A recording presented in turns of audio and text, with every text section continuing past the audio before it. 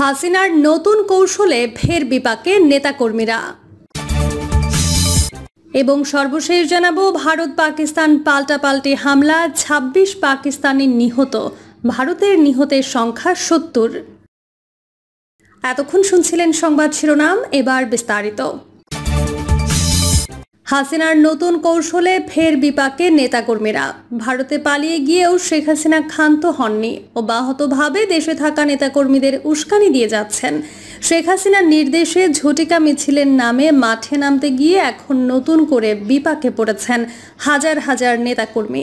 এতদিন যারা নানা কৌশল অবলম্বন করে এলাকায় কোনো মতে টিকেছিলেন, তারাও এখন দৌড়ের মধ্যে আছেন। ইতোমধ্যে সারা দেশে অনেকেই গ্রেফতার হয়েছেন। বিশ্লেষকরা বলছেন, শেখ হাসিনার নতুন ভুলে খাদের কিনারে থাকা আওয়ামী লীগ এখন একেবারে খাদের মধ্যে পড়ে গেছে। এসব কারণে দলের বিভিন্ন পর্যায়ের নেতাকর্মীরাও শেখ হাসিনার প্রতি এখন চরম ক্ষুব্ধ। যারা মনে করেছিলেন সত্যিই শেখ হাসিনা দেশে ফিরে আসতে পারবেন, আওয়ামী লীগ এভাবে ঝটিকা মিছিলের মধ্য দিয়ে দ্রুত রাজনীতিতে ফিরতে পারবে, তাদের সে আশা পুরোপুরি ভেস্তে গেছে। তাই শেখ হাসিনা এবং পরিবারের সদস্যদের সুবিধার জন্য কেউ আর রাজপথে নামবে না। এছাড়া বিদেশে পলাতক থেকে দলের যেসব গডফাদার উস্কানি দিচ্ছেন, তাদেরও তারা ফাইনালি লাল কার্ড দেখিয়ে দিয়েছেন। জানতে চাইলে সিনিয়র সাংবাদিক মাসুদ কামাল যুগান্তরকে বলেন, শেখ হাসিনা বা তার দলের শীর্ষ নেতাদের পক্ষ থেকে যে কর্মসূচির আহ্বান আসছে, তা ভালো কি মন্দ, ঠিক না ভুল, সেটা আওয়ামী লীগের রাজনীতি। তারা তাদের মতো রাজনীতি করবে এবং তারা সেটা করতে পারে। আমি সাধারণ নাগরিক হিসেবে মনে করি, আওয়ামী লীগের যারা দেশ ছেড়ে পালিয়েছে তারা নিজেরাও জানে তারা প্রচুর অপরাধ করেছে। এর বিচার হলে তাদের সাজা ভোগ করতে হবে, এটাও তারা জানে। তিনি আরও বলেন, আওয়ামী লীগের পালিয়ে যাওয়া এই লোকের সংখ্যা খুব বেশি হলে ১০,০০০, কিন্তু সারা দেশে তাদের নেতাকর্মী তো আরও অনেক বেশি। বাকিরা দেশেই আছে, কেউ জেলে আছে, কেউ পালিয়ে আছে, কেউ আবার স্বাভাবিক জীবনযাপন করছে।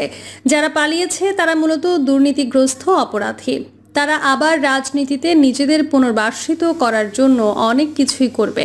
তারা কর্মসূচি দেবে, কর্মসূচির পেছনে টাকা ঢালবে, প্রয়োজনে তারা সন্ত্রাসী কর্মকাণ্ডও পরিচালনা করবে।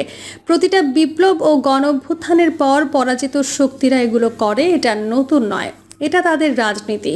কিন্তু এখানে আওয়ামী লীগের নেতাকর্মীদের সিদ্ধান্ত নিতে হবে, তারা এই ধরনের করাপ্ট লিডারশিপের পেছনে থাকবে নাকি নিজেরাই বিকল্প লিডারশিপ গড়ে তুলবে।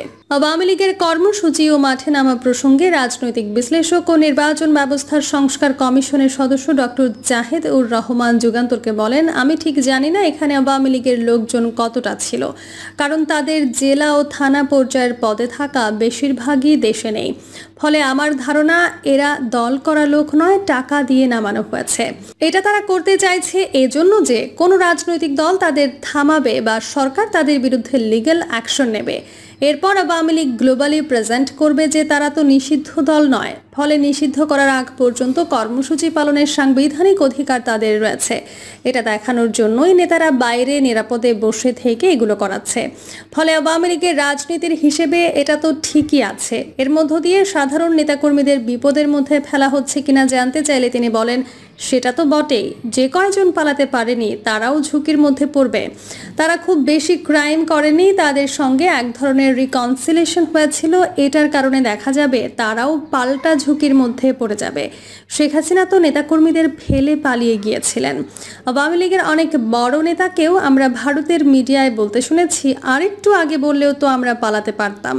ফলে শেখ হাসিনা তার বেনিফিটের জন্য এটা করছেন, কারণ তিনি ও তার পরিবার তো নিরাপদ আছে। এখন আমি আশা করি তার দলের নেতারা এটা বুঝবেন। ছাত্র জনতার গণঅভ্যুত্থানের পতনের পর ভারতে পালিয়ে যান শেখ হাসিনা। দলটির বেশিরভাগ কেন্দ্রীয় নেতা এবং সাবেক এমপি মন্ত্রীও ভারত সহ বিভিন্ন দেশে পালিয়ে যায়। যারা দেশে আছেন তাদের অনেকেই জেলে, অনেকেই দিয়েছেন গা ঢাকা। এদিকে ৫ আগস্ট শেখ হাসিনা পালিয়ে যাওয়ার আগেই শেখ পরিবারের সদস্য ও আত্মীয়রা দেশ ছাড়ে, যা রহস্যজনক। অনেকে মনে করেন শেখ হাসিনা এমন পরিস্থিতি আগেই জানতে পেরেছিলেন, এই জন্য শেখ পরিবারের সবাইকে তিনি আগেই বিদেশে পার করে দেন। গত বছরের সেপ্টেম্বরে শেখ হাসিনার একটি ফোনালাপ ছড়িয়ে পড়ে সামাজিক যোগাযোগ মাধ্যমে। সেখানে তানভীর নামে যুক্তরাষ্ট্র প্রবাসী এক আওয়ামী লীগ নেতার সঙ্গে কথা বলেন তিনি। ফোনালাপে নিজেকে প্রধানমন্ত্রী দাবি করেন হাসিনা। এছাড়া খুব দ্রুত দেশে ফিরবেন বলে জানান। তিনি বলেন, আমি দেশের খুব কাছাকাছি আছি, অত দূরে নাই। আমি খুব কাছাকাছি আছি যাতে আমি চট করে ঢুকে পড়তে পারি। গত এপ্রিলে একটি ভার্চুয়াল আলোচনা ফেসবুক পেজে সরাসরি সম্প্রচারিত হয়। 1 ঘন্টারও বেশি সময় ধরে চলা ওই আলোচনা পর্বে দলীয় কর্মী সমর্থকদের সমস্যার কথা শোনেন শেখ হাসিনা। সেদিন নেতাকর্মীদের তিনি বলেন, এক গালে চড় মারলে আরেক গাল পেতে দেওয়ার সময় শেষ। যারা আমাদের ওপর আঘাত করেছে তাদের জবাব দিতে হবে, শিক্ষা দিতে হবে। কবে সময় আসবে সেটার জন্য অপেক্ষা করলে হবে না, এখন থেকেই কাজ শুরু করতে হবে।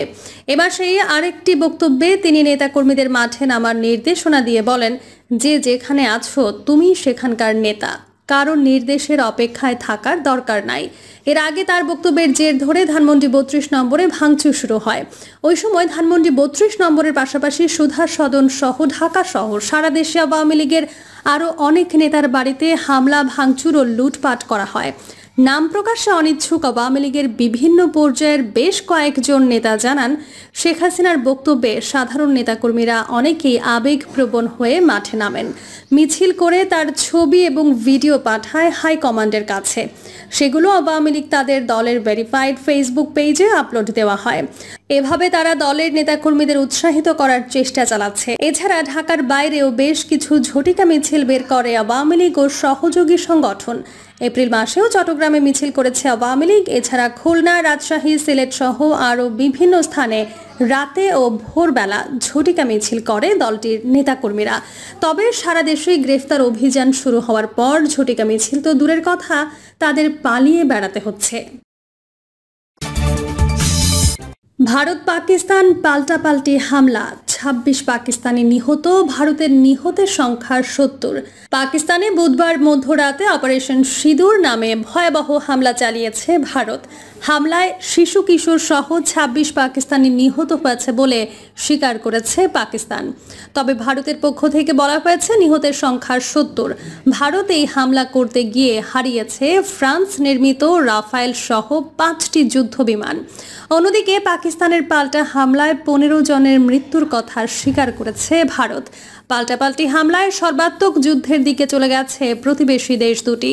ভারত ও পাকিস্তানের সীমান্তবর্তী স্কুল কলেজ বন্ধ ঘোষণা করেছে দুদেশই। বাতিল হয়েছে 5 শতাধিক ফ্লাইট। ভারতের শেয়ার বাজারে পতন হয়েছে, নেমে গেছে ভারতীয় মুদ্রা রুপির দাম। ভারতের পাশে ইসরায়েল ও পাকিস্তানের পাশে তুরস্ক থাকার খবর গণমাধ্যমে প্রকাশ পেয়েছে। হামলার পর পাকিস্তানের প্রধানমন্ত্রী শাহবাজ শরীফ, পাঞ্জাবের মুখ্যমন্ত্রী মরিয়ম নওয়াজ এবং পাকিস্তান পিপলস পার্টির প্রধান বিলাওয়াল ভুট্টো সহ গুরুত্বপূর্ণ মন্ত্রীরা প্রতিশোধ নেওয়ার ঘোষণা দিয়েছেন।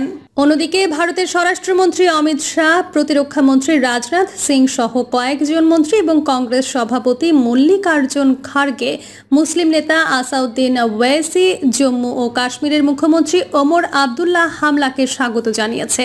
ভারত নিয়ন্ত্রিত কাশ্মীরের পেহেলগামে পর্যটকদের ওপর বন্দুকধারীদেরকে হামলাকে কেন্দ্র করে পরমাণু শক্তিধর দুই প্রতিবেশী দেশের মধ্যে উত্তেজনা চরমে পৌঁছায়। কয়েকদিনের উত্তেজনার পর গতকাল সার্জিক্যাল স্ট্রাইক চালালো ভারত। দেশ দুটি সর্বাত্মক যুদ্ধের দ্বার প্রান্তে। নয়াদিল্লি বলেছে এই হামলা এপ্রিল মাসে ভারত শাসিত কাশ্মীরের পাহাড়ি পর্যটন কেন্দ্রে বন্দুকধারীদের হামলায় 26 জন নিহত হওয়ার প্রতিক্রিয়া চালানো হয়েছে। ওই হামলায় নিহত ব্যক্তিদের বেশিরভাগই ছিলেন ভারতীয় পর্যটক। ভারত এই হামলার জন্য পাকিস্তানকে দায়ী করেছে, তবে ইসলামাবাদ এই অভিযোগ অস্বীকার করেছে। বুধবার মধ্যরাতের পর ভারত অপারেশন সিঁদুর নামে এক অভিযান চালায় পাকিস্তান ও পাকিস্তান শাসিত কাশ্মীরে। ভারতীয় কর্মকর্তারা জানিয়েছেন 9টি স্থানে হামলা চালানো হয়েছে, তবে কোনো পাকিস্তানি বেসামরিক, অর্থনৈতিক ও সামরিক স্থাপনায় আঘাত করা হয়নি।